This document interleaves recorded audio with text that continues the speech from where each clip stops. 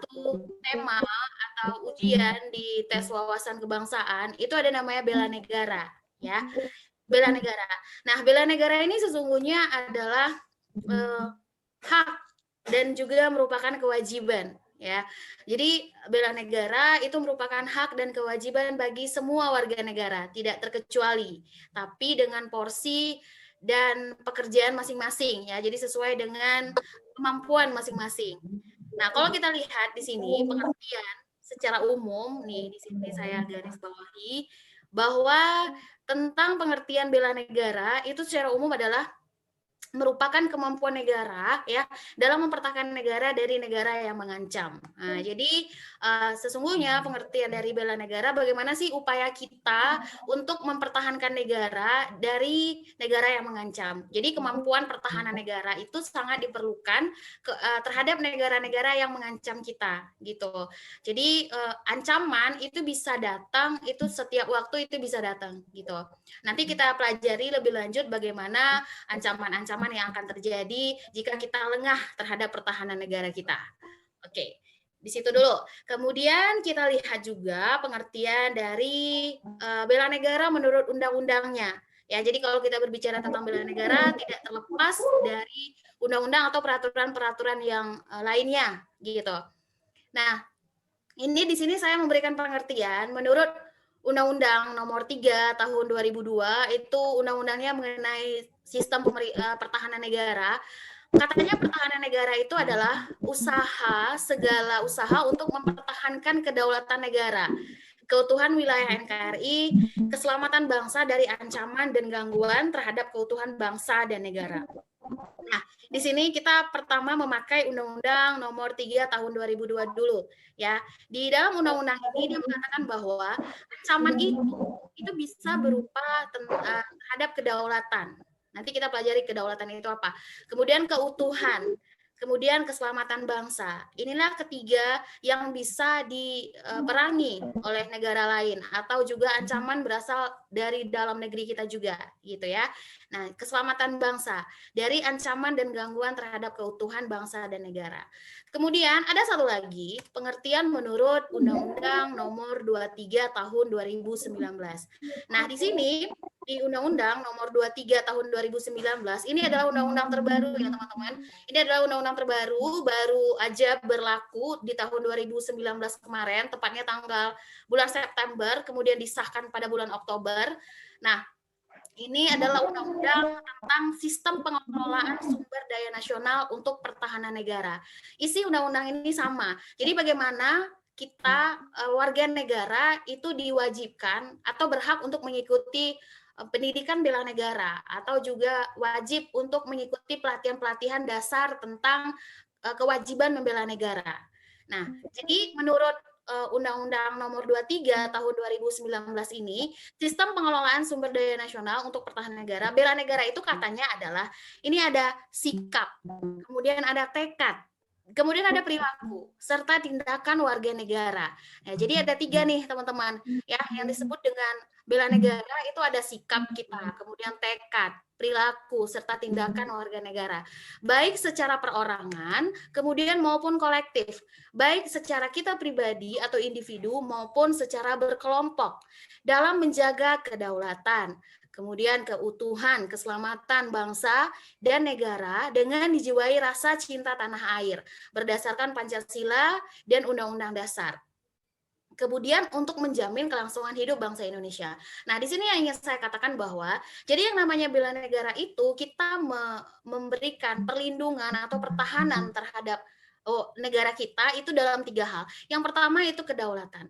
Nah, yang dinamakan dengan kedaulatan, ya. Jadi di sini saya tandai dulu kedaulatan. Kedaulatan itu adalah kekuasaan wilayah kita, ya, kekuasaan wilayah kita dari Sabang sampai Merauke, baik darat, laut maupun udara. Itu yang dinamakan dengan kedaulatan. Kemudian kalau keutuhan. Nah, kalau keutuhan ini adalah keutuhan wilayahnya, ya. Jadi keutuhan wilayah ini hampir sama dengan kedaulatan, cuman bedanya kalau wilayah ini keutuhan wilayah ini dari Sabang sampai Merauke. Jadi tidak ada 1 sentimeter pun berhak untuk dikuasai oleh orang asing atau direbut oleh orang asing gitu. Itu yang dinamakan dengan keutuhan. Kemudian keselamatan bangsa. Nah, keselamatan bangsa ini terkait semua hal, baik itu tentang ideologinya, kemudian tentang budayanya ya. Jadi keselamatan bangsa itu adalah kita generasi mudanya. Nah, itu juga bagian dari bela negara itu penting untuk 3 hal tadi, untuk kedaulatan, keutuhan, dan keselamatan bangsa dan negara. Kemudian dasarnya tetap ya sesuai dengan cinta tanah air berdasarkan Pancasila dan Undang-Undang Dasar. Nah, di sini kita bisa melihat perbedaan antara pengertian yang ada di Undang-Undang Nomor 3 Tahun 2002 tentang Sistem Pertahanan Negara dengan Undang-Undang Nomor 23 Tahun 2019 tentang Sistem Pengelolaan Sumber Daya Nasional. Di sini kita melihat bahwa ditambahkan tentang cinta tanah air berdasarkan Pancasila dan Undang-Undang Dasar. Artinya seluruh komponen yang berhubungan dengan pertahanan negara itu harus bercirikan Pancasila dan Undang-Undang Dasar. Oke, itu pengertian tentang bela negara. Oke, sampai di sini ada yang bingung atau ada yang ditanyakan? Boleh langsung ditanyakan? Atau kita lanjut? Lanjut Kak, tapi tulisannya buat pusing, kecil banget. Oh, kecil banget ya? Oke, sebentar. Nah, oke, sebentar. Gimana? Masih kecil? Gimana? Cukup? Iya, tapi ya udah deh nggak apa-apa. Ya udah deh nggak apa-apa. Iya soalnya gimana ya? Iya soalnya ini atau hurufnya kali ya di ini. Coba sebentar ya, saya edit dulu hurufnya.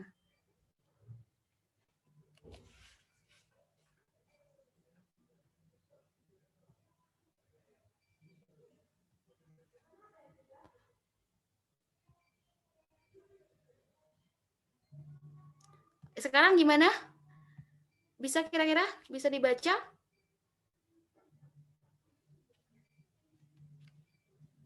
Oke, maaf. DC tadi. Oke, saya. Oke. Nah, sekarang kalau kita sudah masuk di ini, di pengertian dari bela negara, maka kemudian kita mau melihat apa dasar-dasar atau nilai dari bela negara itu, apa yang bisa kita lihat dari nilai bela negara. Nah, bela negara ini ya sesungguhnya itu nilai dasarnya itu ada 5 nih, ada 5. Yang pertama ada cinta tanah air, kemudian ada sadar berbangsa dan bernegara, kemudian setia pada Pancasila, rela berkorban, dan terakhir memiliki kemampuan awal bela negara.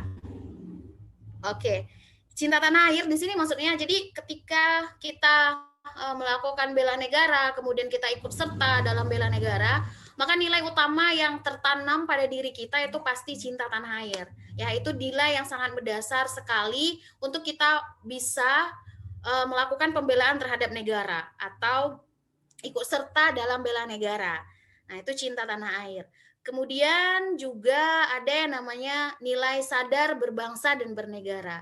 Nah, nilai sadar berbangsa dan bernegara ini maksudnya adalah ketika kita memang sudah ikut dalam bela negara, kita sendiri menyadari bahwa kita bukanlah sebuah individu atau warga negara aja, tapi kita merupakan warga negara yang hidup di Indonesia dan kita memiliki kewajiban untuk mempertahankan negara kita. Nah, di situ kita bisa menyadari, kita sadar bahwa kita memiliki bangsa dan memiliki negara yang memang harus kita pertahankan gitu. Itu maksud dari sadar berbangsa dan bernegara.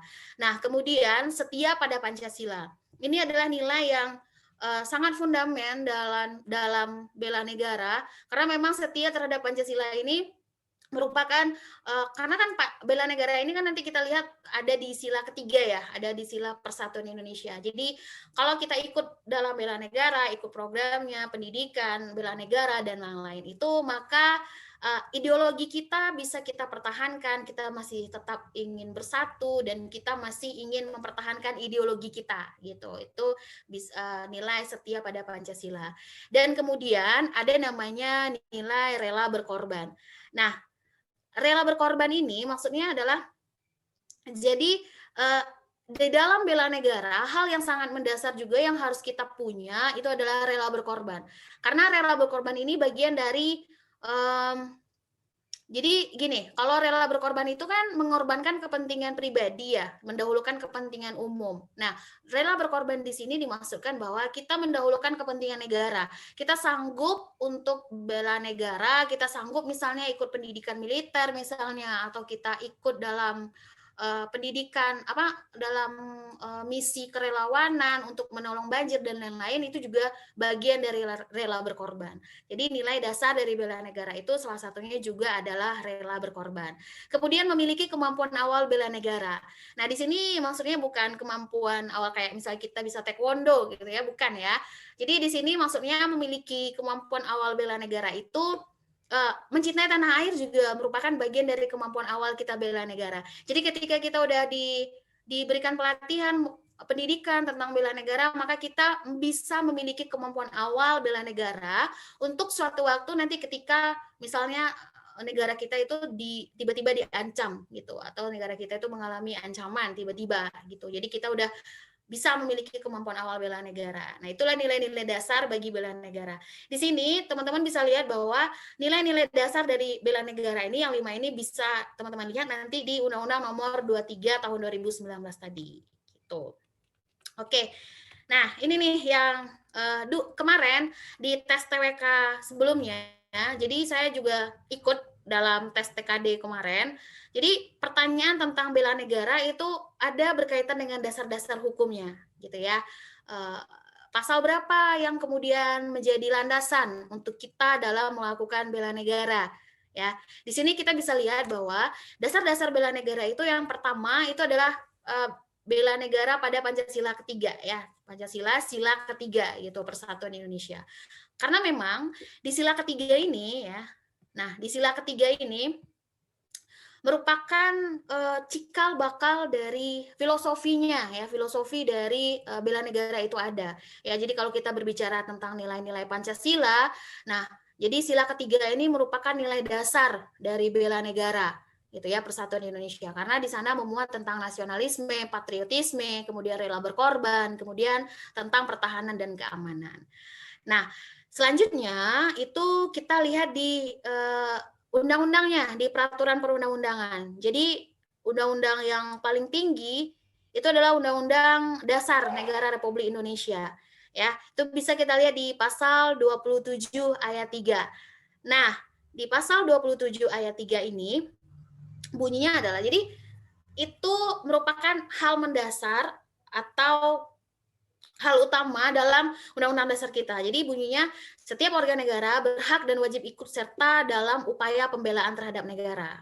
Nah, itu yang menjadi landasan utama kenapa bela negara itu harus ada di negara kita. Kemudian pasal selanjutnya yang berkaitan dengan bela negara itu adalah tentang pasal 30.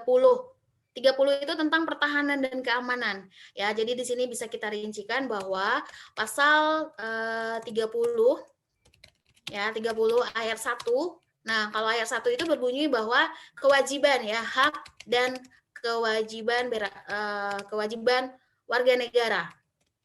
Ya, ini adalah hak dan kewajiban warga negara. Jadi di situ bunyinya adalah setiap warga negara berhak dan wajib ikut serta dalam usaha pertahanan dan keamanan. Nah, di sana juga secara tidak langsung menyiratkan bahwa setiap warga negara itu wajib ikut serta dalam usaha pertahanan dan keamanan negara. Sama sih sebenarnya, hampir mirip dengan 27 ayat 3, cuman 27 ayat 3 itu lebih ke bela negaranya. Kemudian kalau kita lihat di pasal 30 ayat 2, nah ini tentang sistem pertahanannya. Jadi sistem pertahanan dan keamanan itu komponen utamanya itu adalah TNI dan Polri ya. Itu komponen utama, dan kemudian rakyat sebagai komponen pendukung. Ya, di sini komponen pendukung. Nah, ini rakyat adalah merupakan sebagai komponen pendukung dalam sistem pertahanan dan keamanan negara. Kemudian di pasal 30 ayat 3 itu kita bisa melihat bahwa TNI itu terdiri dari Angkatan Darat, Angkatan Laut, dan Angkatan Udara. Jadi yang ini untuk pertahanannya. Nah, sistem pertahanan itu dilakukan oleh TNI, terdiri dari Angkatan Darat, Angkatan Laut, dan Angkatan Udara. Kemudian pasal 30 ayat 4. Nah, di pasal 30 ayat 4 ini, ya, kita bisa melihat bahwa tadi kalau 30 ayat 3 berbicara tentang pertahanan TNI, sementara di pasal 30 ayat 4 itu kita berbicara tentang Polri, sistem keamanan. Ya, sistem keamanan dalam negeri. Nah, di sini dilakukan oleh Polri. Nah, jadi sistem pertahanan kita itu utamanya dilakukan oleh Kepolisian Negara Republik Indonesia. Nah, ini yang merupakan cikal bakal usaha pertahanan negara, mulai dari kewajiban bela negara bagi setiap individu di Indonesia atau setiap warga negara di Indonesia, dan juga kemudian sistem pertahanan dan keamanannya, yakni TNI dan Polri, gitu ya. Kemudian TNI itu untuk pertahanan, kemudian Polri untuk keamanan dalam negeri. Nah, kemudian setelah Undang-Undang Dasar kita punya TAP MPR, ya, Ketetapan MPR nomor 4 tahun 1999 tentang garis besar haluan negara. Nah, di dalam TAP MPR ini mewajibkan ya tentang usaha pertahanan dan keamanan kita terhadap Negara Kesatuan Republik Indonesia. Nah, kemudian juga tadi ada Undang-Undang Nomor 3 Tahun 2002 tentang Pertahanan Negara. Di situ juga termuat berbagai peraturan, berbagai aturan pasal per pasal mengenai bela negara. Nah, kemudian Undang-Undang Nomor 23 Tahun 2019 ini adalah undang-undang terbaru ya tentang pengelolaan sumber daya nasional untuk pertahanan negara. Ini memang diciptakan undang-undangnya untuk mengatasi radikalisme, terorisme, dan lain-lain. Ya, jadi kalau nanti ada soal-soal mengenai terorisme, jadi teman-teman bisa mengambil referensi juga dari Undang-Undang Nomor 23 Tahun 2019 karena di sana juga ada ancaman, ya ancaman-ancamannya. Oke. Sampai di sini ada pertanyaan? Mungkin suara saya masih jelas ya, terdengar ya, teman-teman? Jelas, Kak. Oke, jelas ya. Oke. Selanjutnya kita lihat ya nilai-nilai bela negara yang terkandung dalam implementasi sehari-hari. Nah, ini nih teman-teman, di dalam ujian TWK itu dia tidak mempertanyakan tentang teori, apa itu bela negara, apa pengertiannya, kemudian apa dasar hukumnya. Kebanyakan tidak itu ya. Karena di ujian TWK itu lebih ke implementasi. Implementasi itu seputar nilai-nilai ini. Ada nilai nasionalisme, kemudian patriotisme, dan rela berkorban. Ya, nasionalisme. Nah, saya pengen tanya dulu nih teman-teman. Ya, nasionalisme ini kira-kira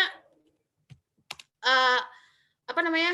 Contoh sikap nasionalisme itu dalam kehidupan sehari-hari selain yang saya tulis di layar ini, apa kira-kira teman-teman? Bisa nggak kira-kira satu orang aja gitu yang menjawab biar saya tuh nggak ngerasa sendiri gitu ya? Itu Kak. Ya? Salah satu contohnya yaitu menggunakan produk dalam negeri. Oke, ya, ya benar ya. Contohnya produk dalam negeri. Nah, gini, jadi nasionalisme itu rasa cinta tanah air, ya, cinta tanah air. Jadi sikap mencintai tanah air, kemudian dengan segenap jiwa dan raga kita, gitu. Jadi rasa kita terhadap tanah air, berkebangsaan, bernegara, gitu ya, rasa sadar kita bahwa kita memiliki tanah air. Nah, itu yang dinamakan dengan cinta tanah air. Nah, cinta tanah air itu diimplementasikan dengan sikap sehari-hari. Contoh sikapnya yakni misal bangga memakai batik nasional, gitu ya. Nah, sekarang kan kalau kita lihat implementasi di kehidupan sehari-hari bahwa banyak sekarang orang kalau hari Jumat itu memakai batik gitu ya, aturan-aturan dari kantornya gitu. Itu juga merupakan salah satu bagian dari sikap cinta tanah air. Kemudian juga mengikuti upacara 17 Agustus atau bisa juga di sini contohnya adalah mengibarkan bendera merah putih mengibarkan bendera merah putih itu bendera merah putih ketika 17 Agustus ya. Jadi mengibarkan bendera merah putih ketika kita mau selebrasi kemerdekaan kita gitu. Itu juga bagian dari nasionalisme. Nanti saya tunjukkan salah satu contoh soal ya teman-teman. Nanti saya tunjukkan salah satu contoh soal yang berkaitan dengan nasionalisme. Itu soal TWK saya tahun 2020 kemarin. Nanti saya tunjukkan. Oke, patriotisme. Nah, patriotisme itu adalah kalau kita lihat dari katanya ya, patriot. Itu ada jiwa kepahlawanan di situ. Jadi ada kepahlawanan di situ, unsur-unsur kepahlawanan, kemudian ada jiwa-jiwa kepahlawanan. Artinya di sini adalah sikap kepahlawanan dengan didasari kecintaan pada tanah air. Nah, jadi kalau udah patriotisme itu rasa terhadap negara itu lebih setingkat di atas cinta tanah air. Jadi kayak udah merasa bahwa harus ada sesuatu nih yang ingin diberikan kepada negara. Nah, itu patriotisme. Di sini contohnya misal atlet olahraga ya. Nah, kenapa orang itu sering orang itu sering mengatakan bahwa olahragawan itu merupakan pahlawan ya, pahlawan olahraga. Ya karena memang mereka itu ada hal yang mereka bawa untuk Indonesia gitu ketika mereka itu bertanding di luar negeri atau juga lomba di luar negeri, mereka ada hal yang harus mereka bawa gitu. Jadi ada kebanggaan, ada sesuatu yang mereka bawa untuk Indonesia gitu. Nah, atau juga misalnya kayak duta ya, duta di PBB misalnya, di PBB. Jadi di PBB itu kan ada duta kita ya untuk sidang dan segala macam gitu. Nah, ketika misalnya di sidang itu kita mengirimkan duta kita, misal pembahasan Irian Barat ya, di PBB itu kan sering tuh pembahasan tentang Irian Barat, pembahasan tentang Indonesia melakukan pelanggaran HAM terhadap Papua dan ada Papua Barat gitu ya, Irian Barat. Maksudnya Papua Barat gitu ya. Nah, duta kita di sana itu membela Indonesia. Saya pernah nonton video YouTube gini, katanya bahwa sebenarnya yang melakukan pelanggaran HAM di Papua itu bukan orang Indonesia ataupun bukan pemerintah Indonesia, tapi melainkan ada orang asing yang mencoba untuk memecah belah bangsa kami gitu ya, sehingga pelanggaran HAM itu terjadi gitu. Nah, itu dibela oleh duta kita pada saat sidang PBB tentang pelanggaran HAM di Irian Barat. Nah, itu juga bukti bahwa ada nilai patriotisme di dalam ucapan itu gitu ya. Jadi membela nama baik bangsa atau mengharumkan nama bangsa gitu. Kemudian rela berkorban. Nah, rela berkorban ini sebenarnya hampir-hampir mirip ya dengan patriotisme karena unsur-unsur heroiknya juga ada nih, rela berkorban gitu ya.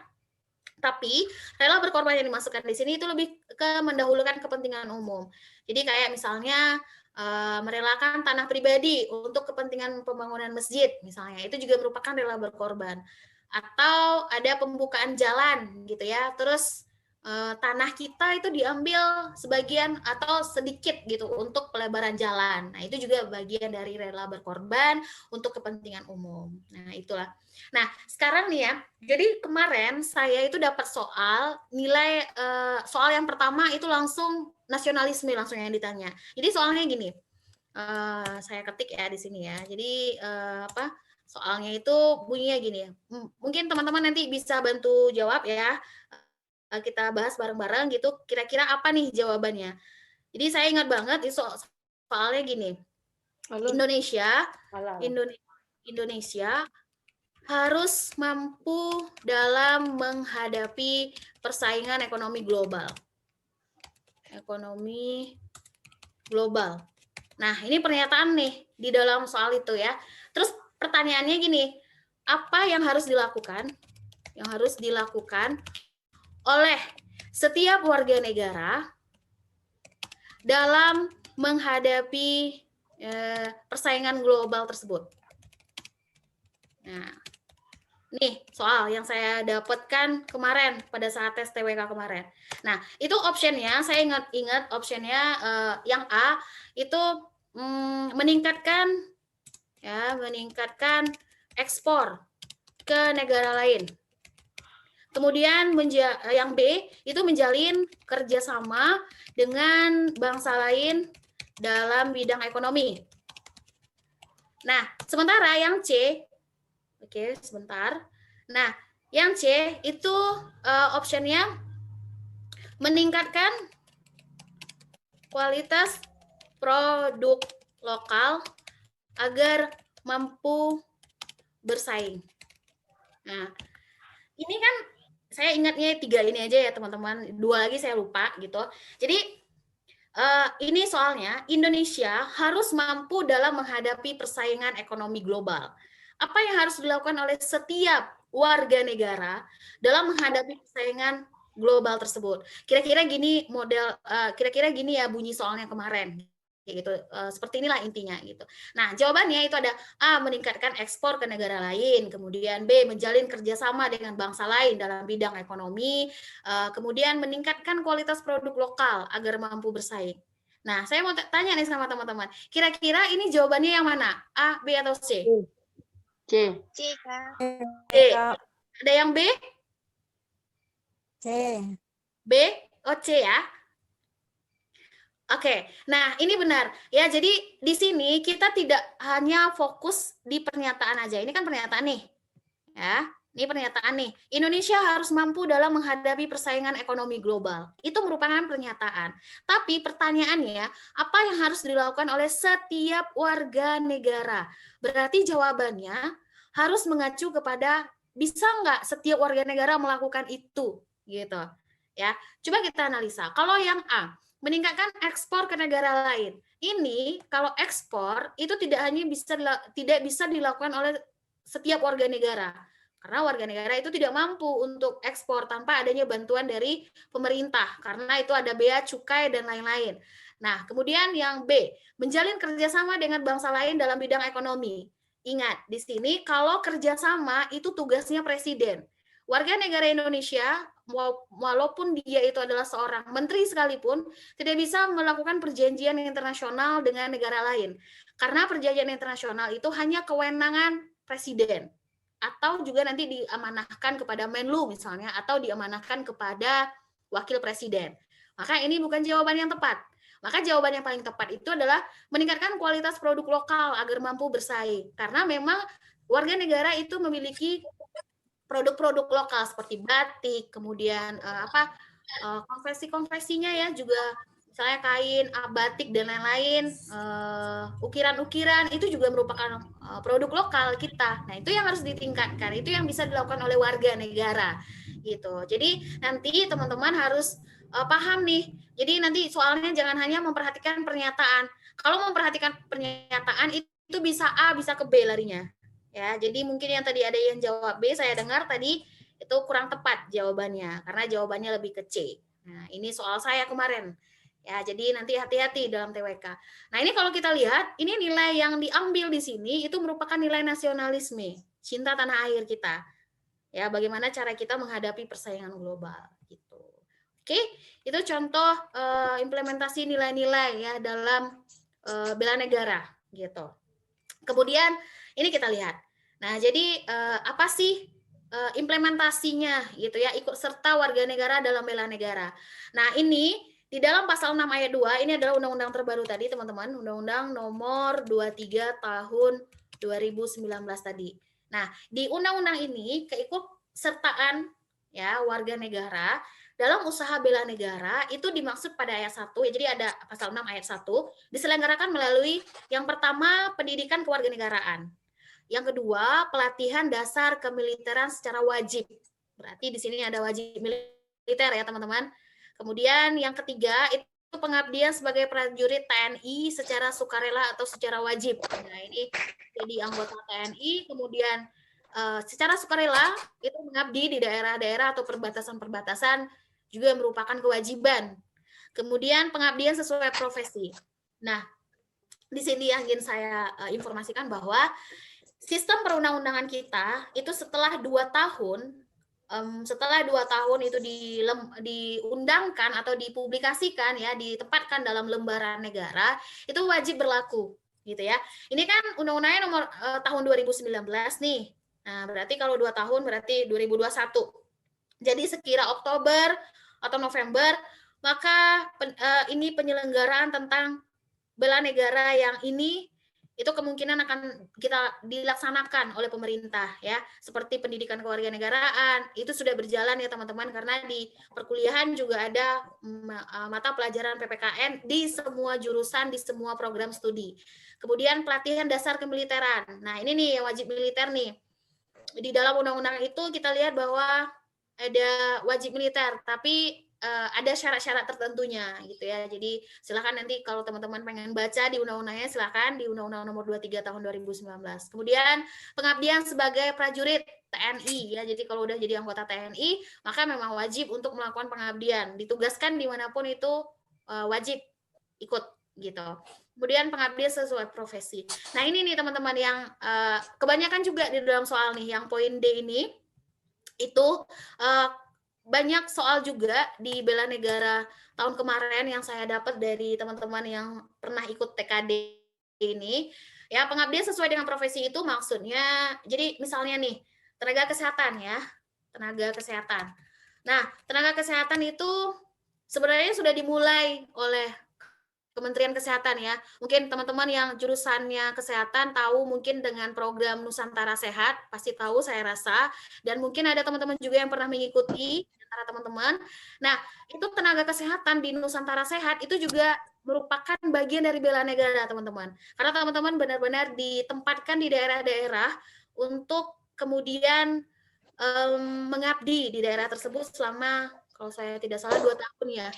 Mungkin ini ya kalau saya tidak salah, itu tenaga kesehatan. Nah kalau tenaga guru nih, tenaga guru misalnya ya, tenaga guru ini juga sudah dimulai ya sama Kementerian Pendidikan dan Kebudayaan.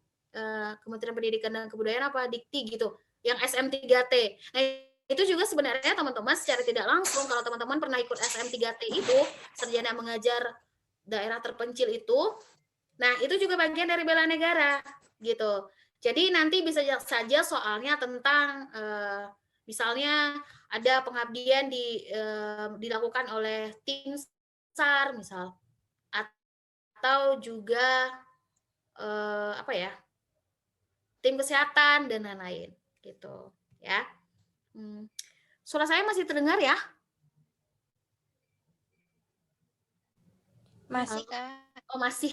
Ya saya kira saya kira udah hilang sinyal saya gitu ya. Nah ini, atau teman-teman yang ikut PMI misalnya ya, PMI itu juga merupakan bagian dari pengabdian ya, pengabdian gitu. Jadi banyak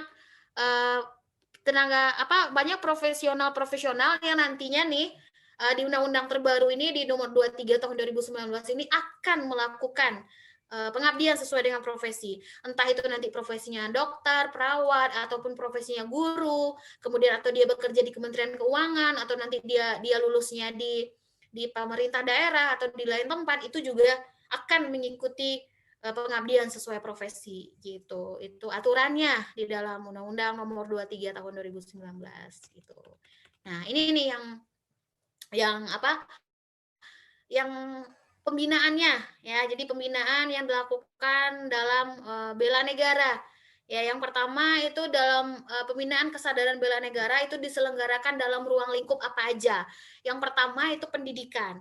Nah, pendidikan ini pasti sekolah ya, teman-teman. Sekolah dari sekolah PAUD ya itu sudah diajarkan gitu. Jadi sejak dini itu sudah ditanamkan sikap bela negara.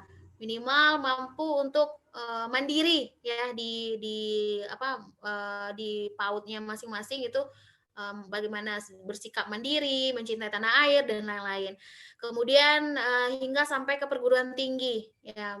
Bisa jadi nanti perguruan tinggi melakukan wajib militer mungkin untuk mahasiswa baru, bisa jadi kita tidak tahu ya teman-teman. Jadi ini pembinaan kesadaran bela negara. Terus kemudian di masyarakat. Nah, masyarakat ini misalnya itu tokoh-tokoh nih biasanya.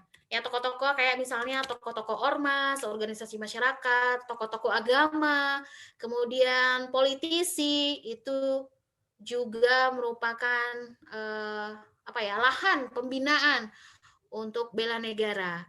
Nah, kemudian pekerjaan. Nah, ini pekerjaan ini. Pekerjaan ini teman-teman yang bekerja di Pemda ya, kemudian pemerintah pusat, kemudian juga swasta, BUMN,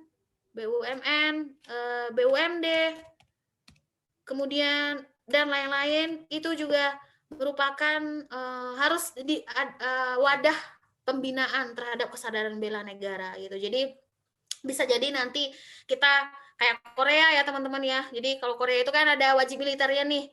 Bisa jadi aturan di undang-undang ini pendidikan wajib militer mungkin bisa jadi dari umur berapa sampai umur berapa gitu wajib militer untuk laki-lakinya, atau untuk profesi-profesi tertentu itu bisa jadi ya. Jadi ini materi tentang bela negara ya yang harus benar-benar teman-teman bedakan atau pahami itu nilai yang tadi. Yang 3 tadi ya, nasionalisme, yang mana nih? Ini. Nasionalisme, patriotisme, dan rela berkorban. Karena benar-benar kalau nasionalisme itu ya, kesadaran cinta tanah air itu memang lumayan banyak teman-teman ya, soalnya yang berkaitan dengan itu gitu loh. Jadi kayak tadi global. Jadi kita diminta itu bukan soal-soal yang gampang-gampang sederhana sehari-hari gitu, tapi malah kita diminta untuk menganalisa gitu apa yang harus kita lakukan ketika dihadapkan dengan kondisi yang seperti itu gitu ya. Jadi kayak misalnya ancaman. Oh ya, saya belum menerangkan ancaman-ancaman apa aja yang kira-kira bisa melumpuhkan negara kita, wajib kita bela gitu ya. Oke, ini saya terangkan sedikit. Jadi ada ancaman. Jadi ada ancaman ya teman-teman. Ancaman itu, nah jadi ancaman itu ada 3 teman-teman. Dulu ancaman itu ada 2, ada militer dan non militer. Sekarang dengan adanya Undang-Undang Nomor 23 tahun 2019 itu ancamannya jadi 3. Yang pertama itu ada ancaman militer. Kemudian yang kedua ada ancaman non militer. Kemudian yang ketiga itu ada ancaman hibrida. Nah, ini kata-kata baru nih di undang-undang terbaru ya. Ancaman militer itu ancaman yang ada kontak fisiknya.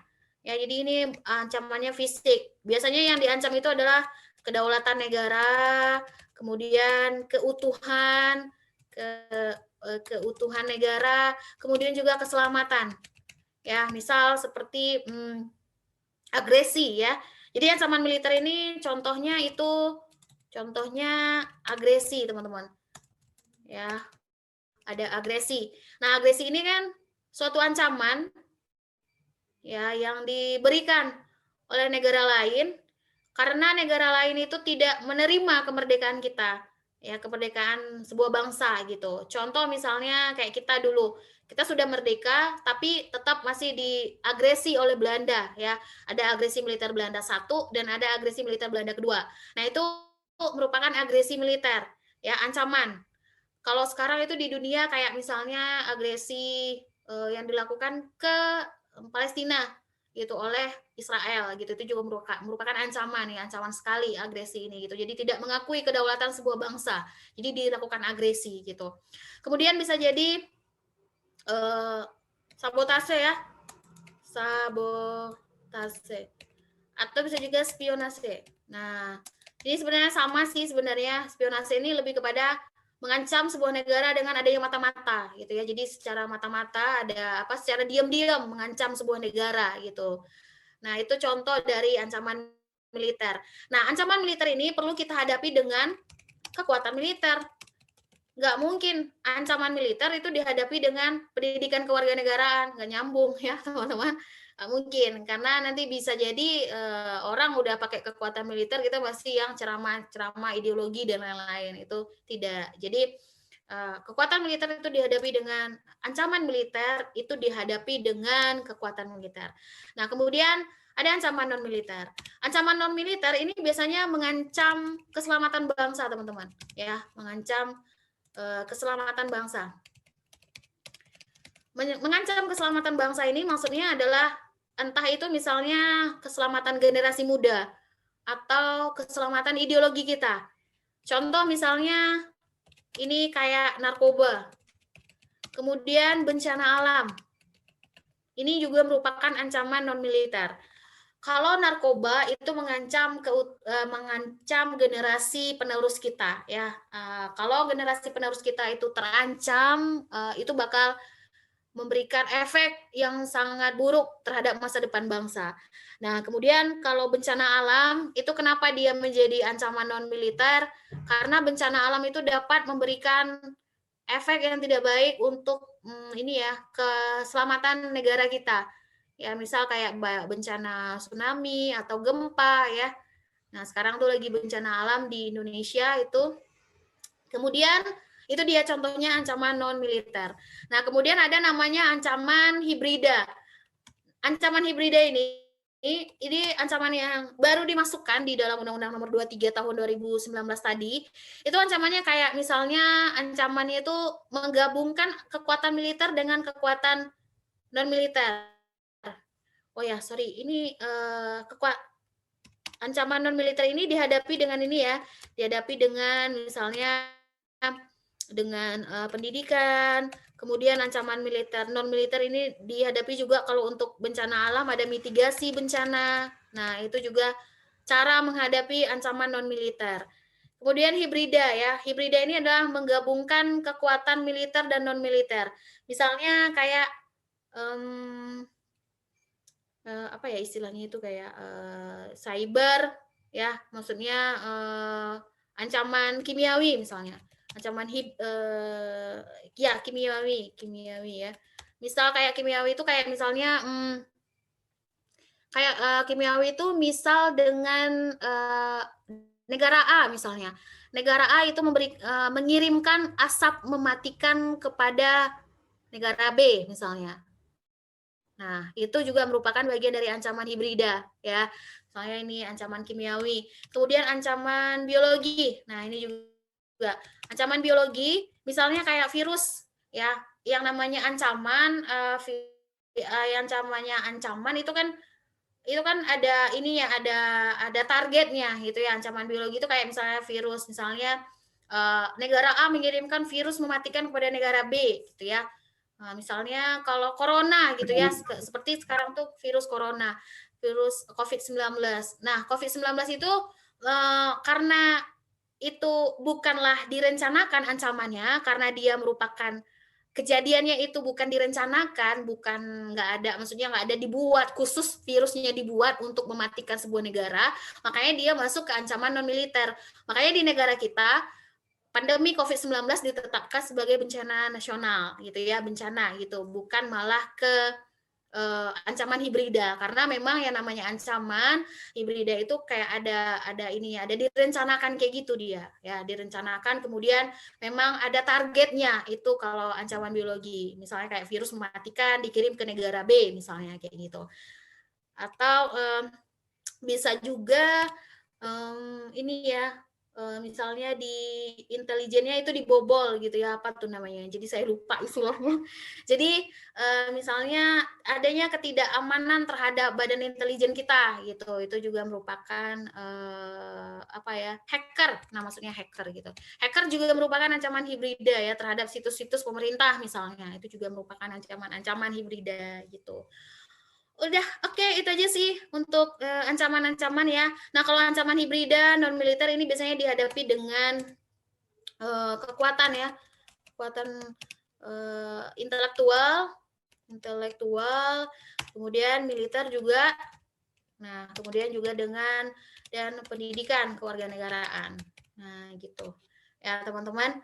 Oke, itu aja sih untuk materi malam ini ya. Jadi yang benar-benar harus maksudnya yang kita harus pahami sama-sama itu adalah nilai tadi, kayak nilai rela berkorban, patriotisme, dan juga nilai nasionalisme ya.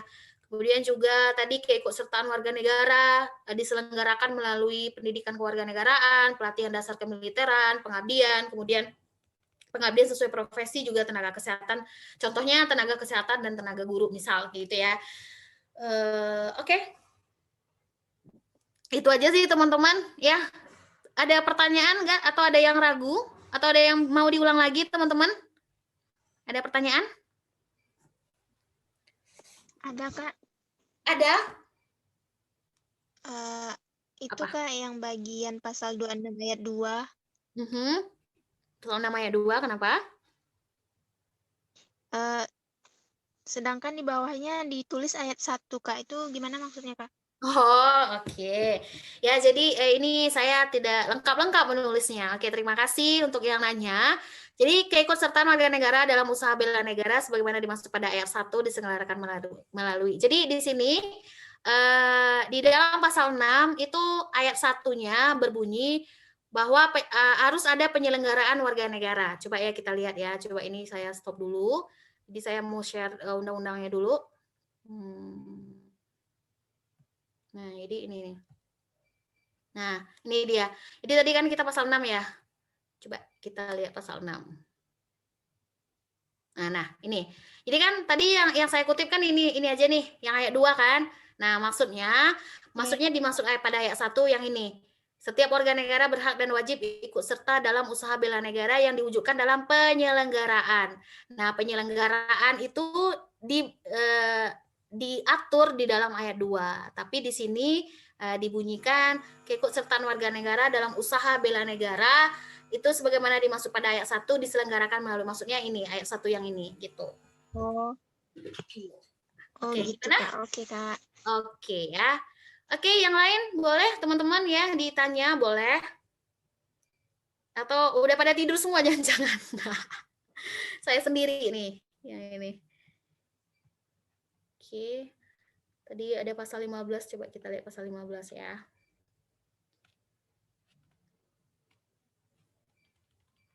Nah, ini yang maksud saya tadi yang ancaman itu, teman-teman. Jadi, ancaman itu ada 3 ya. Ancaman militer, kemudian ancaman non-militer, dan ancaman hibrida. Nah, di sini disebutkan bahwa pengabdian sesuai dengan profesi untuk menghadapi ancaman militer dan ancaman hibrida sebagaimana dimaksud pada ayat 2 dilakukan melalui keanggotaan komponen cadangan atau komponen pendukung.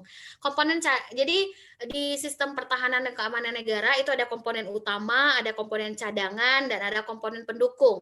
Kalau komponen utama itu TNI dan Polri. Ya, kalau komponen cadangan dan komponen pendukung itu biasanya hampir-hampir mirip. Ada yang kayak fasilitas negara itu komponen pendukung. Kemudian rakyat itu juga komponen pendukung. Gitu. Itu yang dimaksud dengan itu. Oke, ada pertanyaan lagi kira-kira? Contoh soalnya ada, Kak. Oke, ya sekarang kita masuk contoh soal ya. Oke, 30 menit ke depan kita masuk contoh soal. Sebentar saya ini dulu. Nah.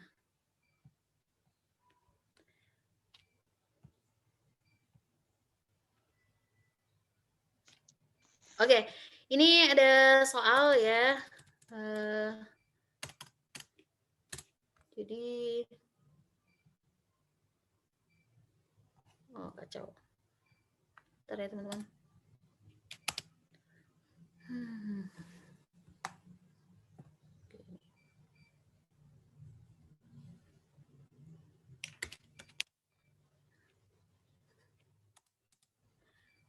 Oke, nah jadi ini sebentar.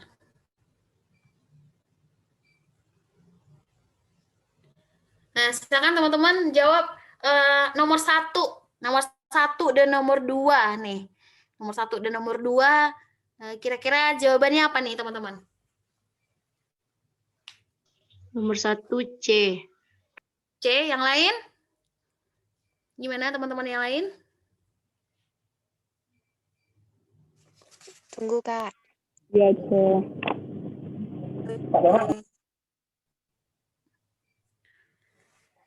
Satu C. C, oke. Kita ini ya, kita analisa ya. Coba contoh berikut bela negara. Contoh berikut ini bela negara secara non fisik sebagai berikut kecuali. Nah, kalau non fisik berarti militer ya. Non fisik itu berarti militernya yang diminta. Maksudnya non militer tapi ini kecuali berarti yang militernya nih. Jawabannya kalau meningkatkan rasa nasionalisme itu tidak, kesadaran berbangsa dan bernegara itu juga tidak, menanamkan kecintaan terhadap tanah air itu tidak, itu merupakan non fisik ya, itu merupakan non militernya, cara menghadapi non militer. Maka memang jawaban yang paling tepat itu adalah C, ya benar, C jawabannya. Oke, kita ke nomor 2. Nomor 2 kira-kira jawabannya apa, teman-teman? D. D, ini gampang banget ini ya. Jadi bagi warga negara Indonesia ikut serta dalam upaya pembelaan terhadap negara merupakan apa gitu ya? Ya merupakan memang hak dan kewajiban. Nah kalau saya tanya nih, bela negara itu tadi pasalnya pasal berapa teman-teman? Kalau saya tanya pasalnya nih. 27. 27 ya berapa? Sama 30 ayat 1. Nah, Ayat 3, 31. Kak. Nah, ya. Nah, jadi kalau upaya pembelaan terhadap negara itu adalah pasal 27 ayat 3 ya. Tapi kalau usaha pertahanan dan keamanannya itu 30 ayat 1. Nah, beda ya. Jadi kalau bela negara yang khusus untuk upaya bela negaranya itu 27 ayat 3. Tapi untuk pertahanan dan keamanan itu 30 ayat 1. Oke, sekarang nomor 2 yang ini ya. Saya lupa ngedit tadi.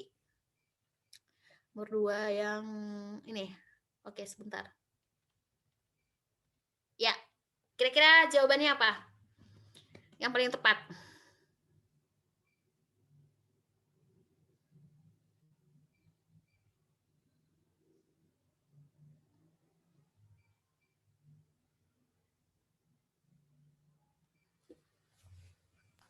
B. B. Yang lain? B. B. Ya, benar ya. B jawabannya. Jadi setiap warga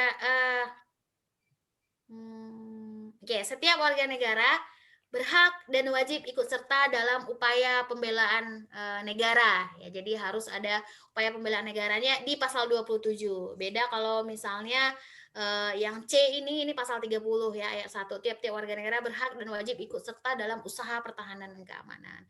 Oke, nomor 3 kira-kira nomor 3 ini apa jawabannya?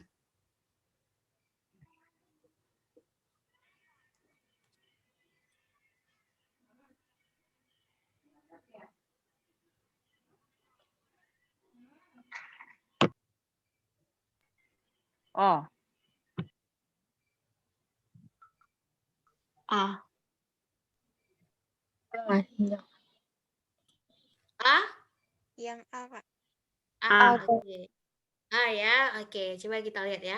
Nilai-nilai yang mendasari adanya upaya bela negara itu apa ya? Yang dasar banget gitu ya. Jadi tadi ada 5 ya. Dasar bela negara itu ada cinta tanah air, kemudian ada sadar berbangsa dan bernegara, kemudian juga ada setia ya, setia terhadap Pancasila dan ideologi, kemudian memiliki kemampuan awal bela negara. Ya benar, itu jawabannya adalah A ya, kecintaan terhadap tanah air. Oke, nomor 4. Contoh upaya bela negara dalam kehidupan di lingkungan masyarakat adalah yang mana, teman-teman?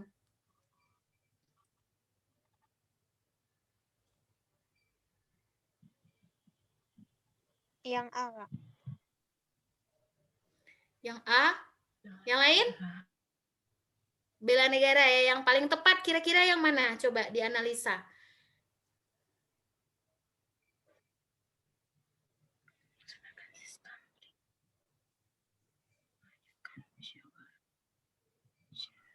C. C, yang lain?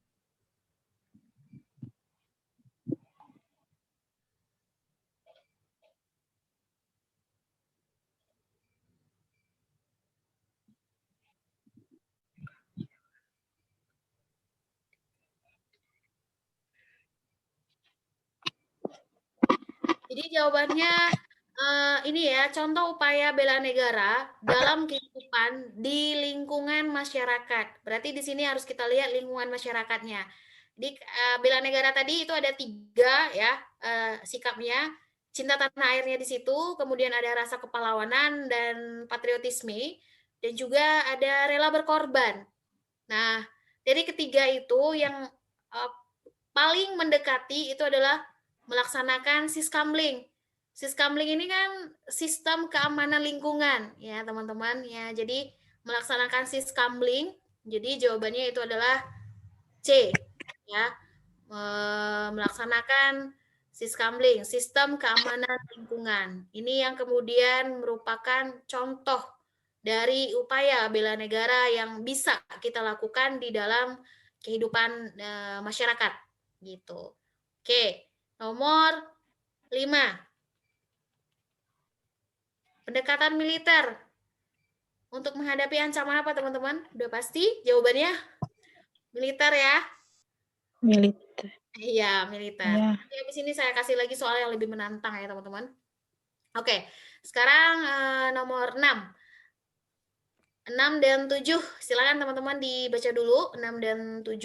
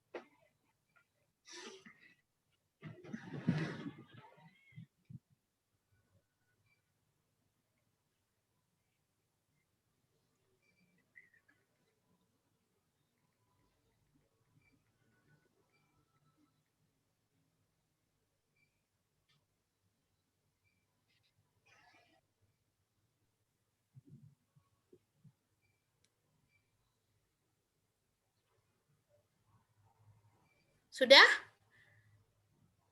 Nomor 6 jawabannya apa teman-teman? 6C, 7C. 6C, 7C. Oke, kita lihat ya. Nilai patriotisme dalam kehidupan berbangsa dan bernegara adalah, coba kita lihat, rela menyumbangkan hartanya untuk kepentingan pemimpin negara. Enggak ya, kurang tepat jawabannya. Kemudian yang B, rela berkorban untuk kepentingan bangsa dan negara. Yang C, wajib mengenang jasa para pahlawan bangsa. D, berani membela kebenaran.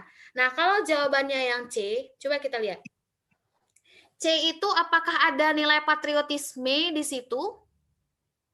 Sementara patriotisme itu tadi ada unsur kepahlawanannya. Maksudnya, sikap kita yang ada unsur kepahlawanannya gitu. Kalau wajib mengenang jasa para pahlawan itu berarti kita bukan menggambarkan sikap patriotisme di situ, tapi lebih kepada cinta tanah air, ya.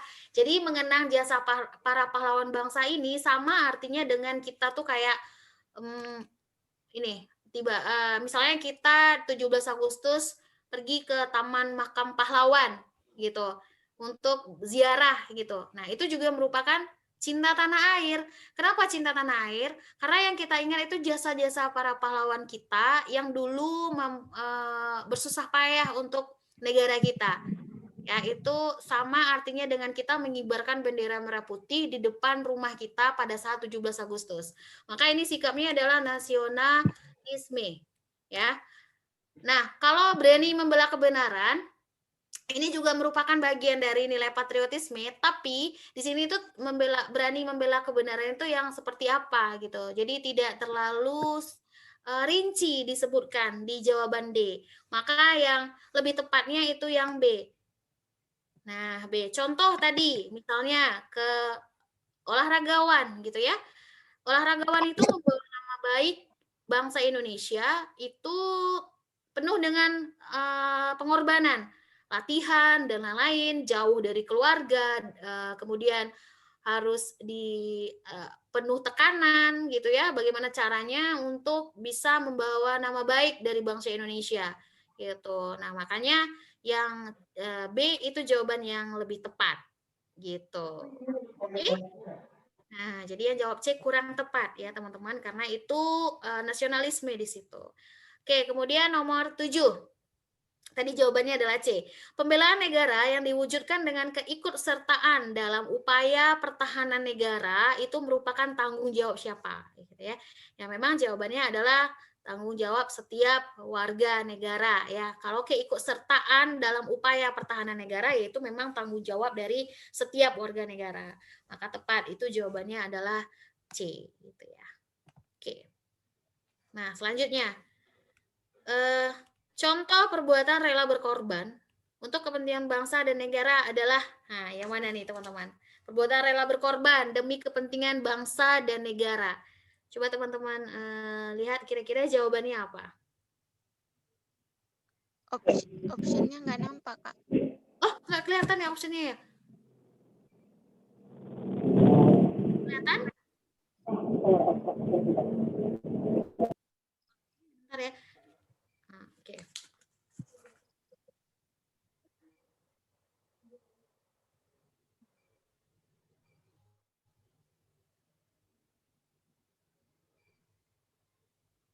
Jadi jawabannya adalah kira-kira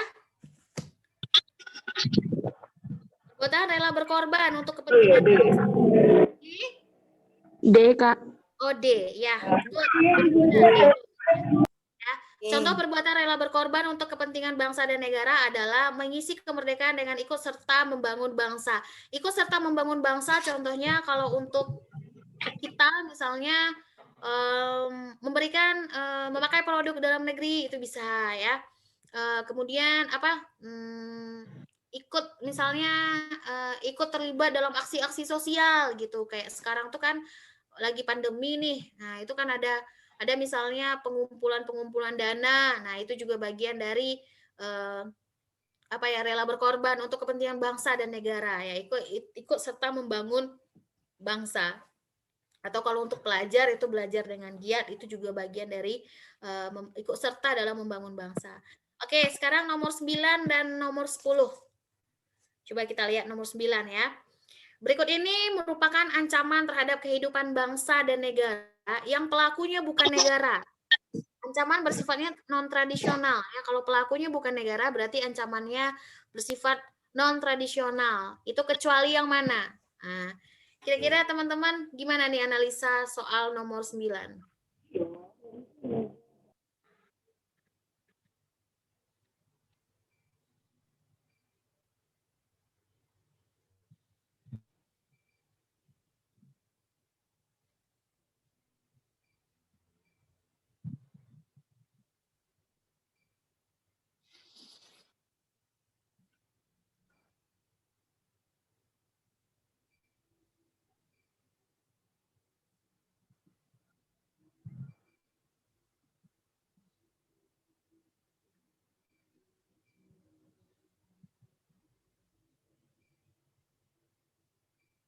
Gimana? Apa jawabannya nomor 9, teman-teman? B, Kak. D. Nah, coba ya kita lihat. Agresi militer. Agresi militer kah, penyelundupan, penangkapan ikan secara ilegal, atau bencana alam. Ini kan sebenarnya pemikiran kita aja nih yang dimain-mainin sama soal ini. Sebetulnya inti yang dia tanyakan di soal nomor 9 ini, ancaman terhadap kehidupan bangsa negara yang pelakunya negara adalah kan itu ya. Ini kan nih kata-katanya nih. Berikut ini merupakan ancaman Bencana terhadap alam. kehidupan bangsa dan negara yang pelakunya bukan negara kecuali. Kalau pelakunya bukan negara kecuali. Pelakunya bukan negara nih kecuali. Berarti negara bukan? Negara ya pelakunya. Ya. Nah, itu aja sebenarnya. Ini di pola pikir kita dibalik-balikin nih, diputar-putar nih di nomor 9 ini. Berarti cari dari A sampai D itu yang pelakunya negara berarti. Yang mana kira-kira pelakunya negara? Agresi militer, Kak. Itu dia, agresi militer. Agresi militer. Jadi jawabannya adalah agresi militer. Kenapa agresi militer? Penyelundupan. Penyelundupan itu bukan negara pelakunya. Penyelundupan itu bisa perorangan atau orang asing bisa melakukan Ya, penyelundupan. individu. Ya, individu penyelundupan itu. Penangkapan ikan juga bisa dilakukan oleh individu. Bencana alam ini memang udah takdir ya. Ini udah nggak bisa nih kalau udah bencana alam ini udah kita nggak bisa, bukan wilayah kita di bencana alam itu gitu. Itu udah memang kejadiannya, udah takdirnya di situ. Jadi jawabannya adalah agresi militer karena agresi militer yang bisa diberikan oleh negara ya, yang ancamannya dilakukan oleh negara. Oke, sekarang nomor 10. Bentuk penyelenggaraan keikutsertaan warga negara dalam upaya pembelaan negara bagi para siswa, terutama melalui, ini gampang ya teman-teman. Jawabannya adalah A. oke, Ah. ya, jawabannya A ya. Karena kalau pelatihan dasar kemiliteran secara wajib itu nanti ada ini ya, ada syaratnya. Jadi nanti itu ada untuk TNI itu, jadi TNI angkatan setiap TNI misalnya angkatan darat, angkatan laut dan angkatan udara itu kayak ada apa ya, ada pelatihan yang masing-masing. Jadi nanti warga negara Indonesia bisa ikut pelatihan di TNI angkatan darat atau laut atau udara kayak gitu. Jadi ada pelatihannya di undang-undang terbaru ya, tapi belum terlaksana ya teman-teman ya, karena masih baru nih undang-undangnya. Oke, sekarang nomor 11. Kita lihat nomor 11 ya.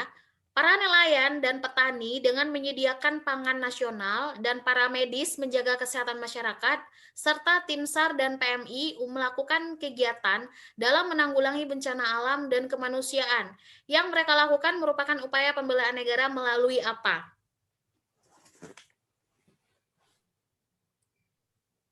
Apakah D. melalui D? Pengabdian sesuai profesi. Oke. Pengabdian sesuai profesi. Oke, benar ya teman-teman.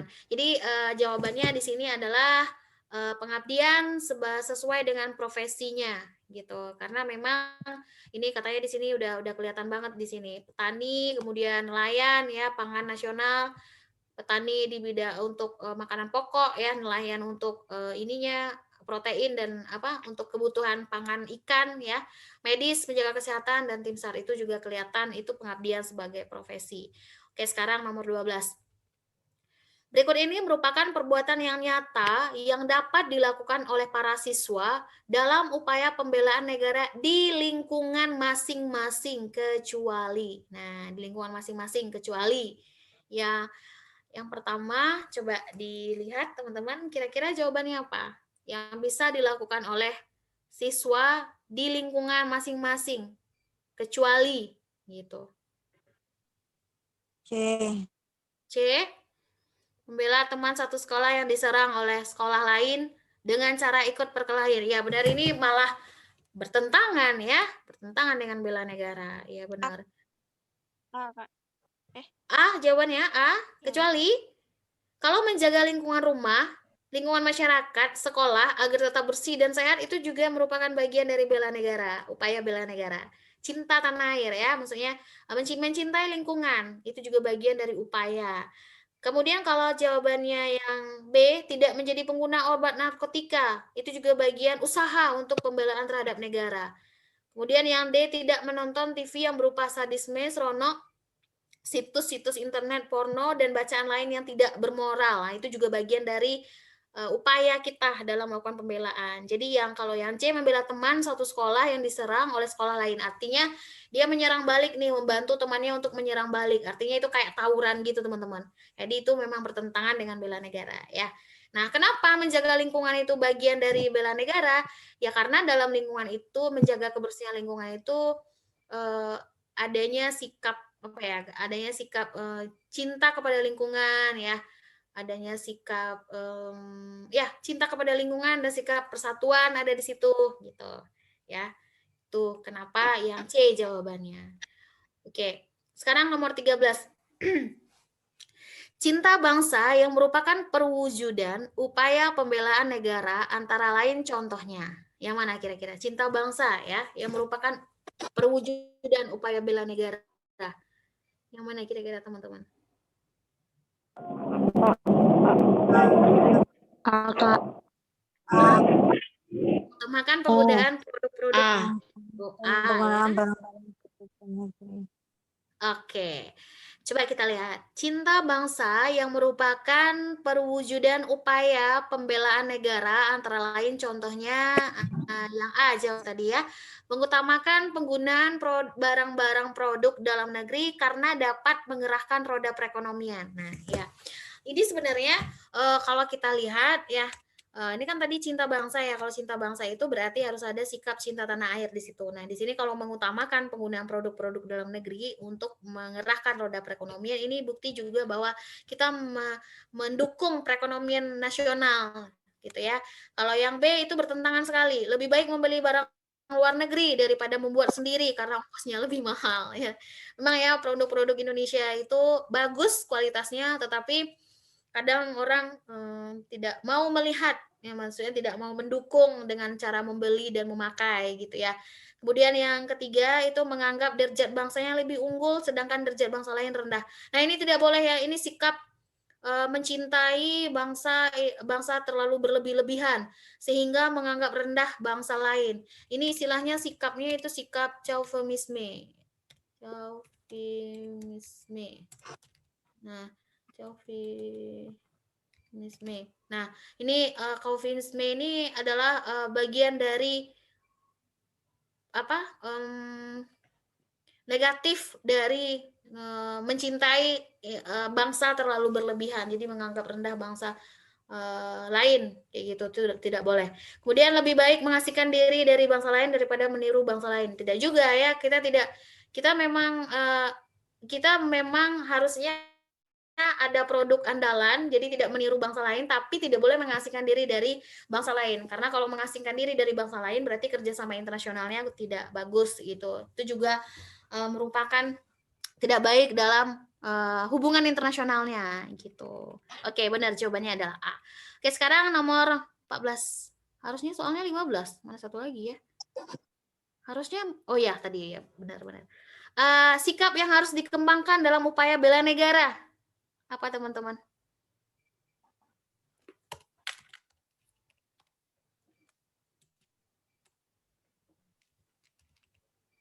Yang D. Yang D. Kak. Mengutamakan Iya. kepentingan umum di atas kepentingan pribadi. Ya, benar ya. Sikap yang harus dikembangkan dalam upaya bela negara adalah mengutamakan kepentingan umum di atas kepentingan pribadi. Ya, benar. Ya, itu jawaban di nomor 15 ini seharusnya tadi nomor 2-nya ada 2 gitu. Saya tadi lupa ngedit ya, teman-teman. Oke. Nah, sekarang saya mau tanya sama teman-teman ya. Jadi ada kurang lebih waktunya 5 menit lagi. Jadi saya ingin memberikan pertanyaan. Coba teman-teman analisa ya, kira-kira ini patriotisme kah atau nasionalisme ya. Nih, misalnya nomor pertama nih, yang A misalnya ya.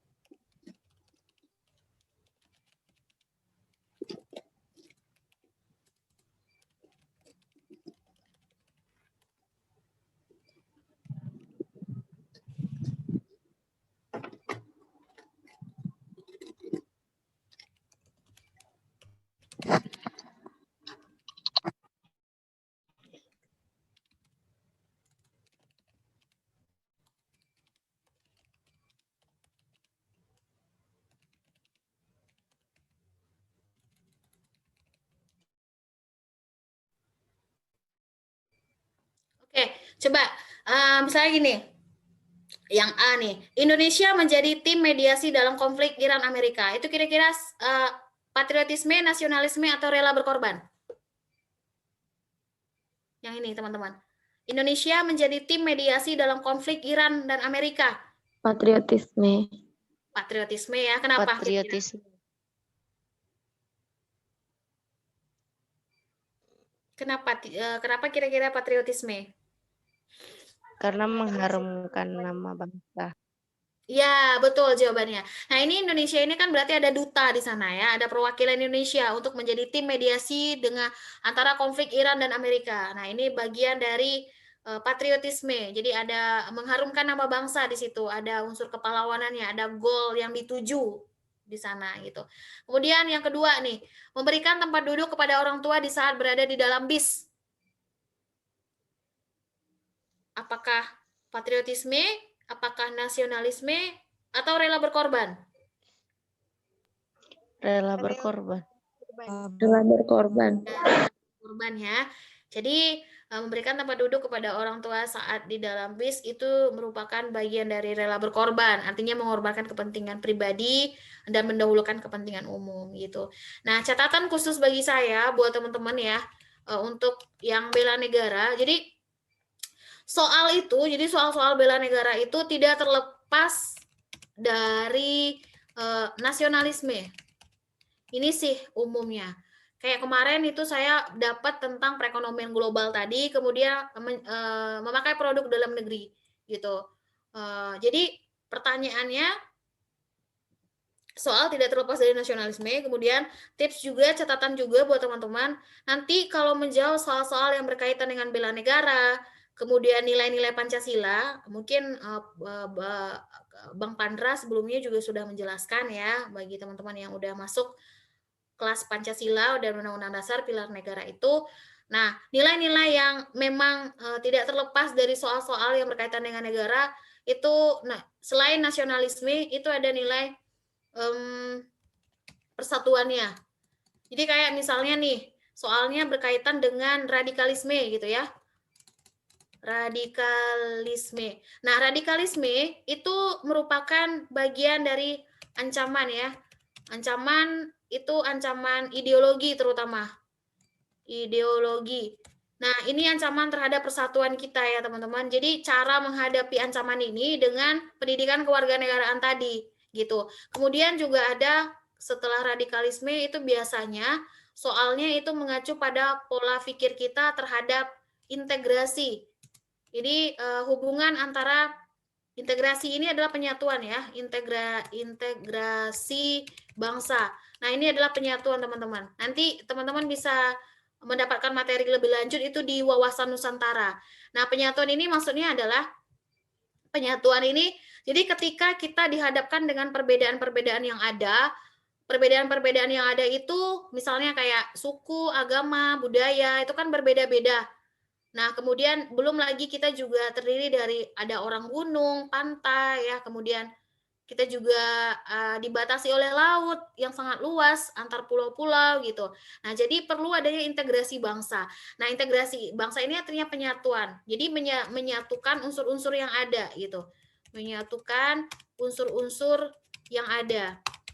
Contoh misalnya unsur-unsur yang ada itu kayak misalnya budaya daerah itu dijadikan sebagai kebudayaan nasional. Nah, satu kebudayaan nasional. Jadi disatukan dia dalam kebudayaan nasional namanya. Misal kayak batik. Nah, batik itu kan beda-beda ya di setiap daerah ya. Batik Pekalongan itu beda motifnya. Kemudian batik di Sumatera Barat juga beda. Batik di Palembang juga beda tuh. Nah, jadi perlu adanya integrasi bangsa atau penyatuan. Karena penyatuan atau integrasi itu diperlukan dalam bela negara. Jadi menghadapi bela negara.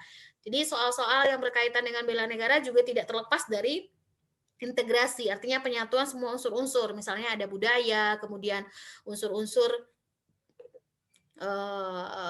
keanekaragaman suku dan lain-lain gitu ya. Nanti teman-teman bisa pelajari lebih lanjut di Bhinneka Tunggal Ika dan juga Wawasan Nusantara gitu. Jadi itu yang paling mendasar ya teman-teman.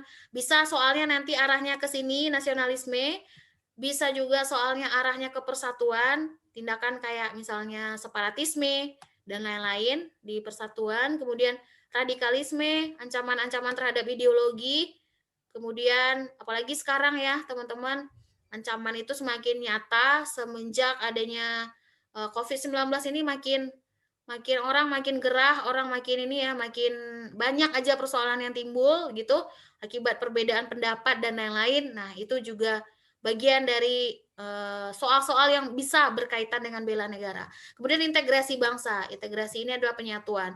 Jadi bagaimana caranya bangsa Indonesia itu tetap harus bersatu dengan upaya pembelaan negara tadi, dengan penyelenggaraan pendidikan kewarganegaraan tadi, kemudian wajib militer tadi, pengabdian sebagai profesi tadi, untuk menghadapi perbedaan kayak gitu. Jadi ada integrasi gitu.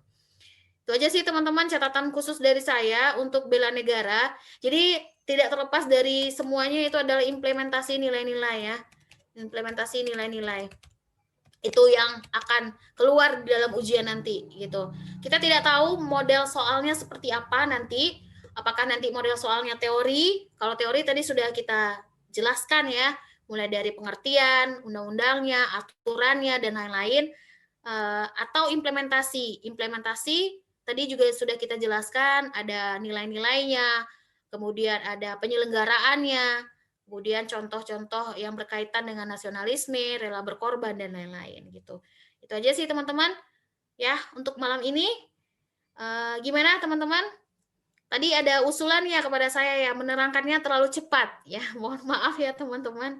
Tadi saya terlalu bersemangat ya. Nanti akan kita perbaiki lagi cara menerangkannya gitu. Oke, ada pertanyaan teman-teman sampai di sini? Kak, slide-nya dikirim ke grup sama undang-undangnya, Kak. Oke, siap. Ya, oke. Kasih, Kak. Ya, siap. Ada lagi request yang lain atau pertanyaan?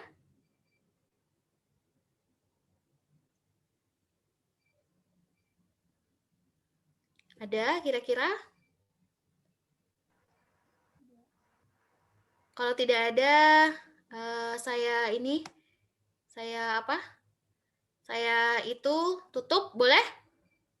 Boleh, Kak. Boleh ya, oke. Nah, saya tutup, nanti akan saya kirim slide-nya, kemudian juga undang-undangnya akan saya kirim. Ya, mohon maaf untuk malam ini apabila ada kesalahan, dan terima kasih teman-teman untuk partisipasinya. Sampai jumpa.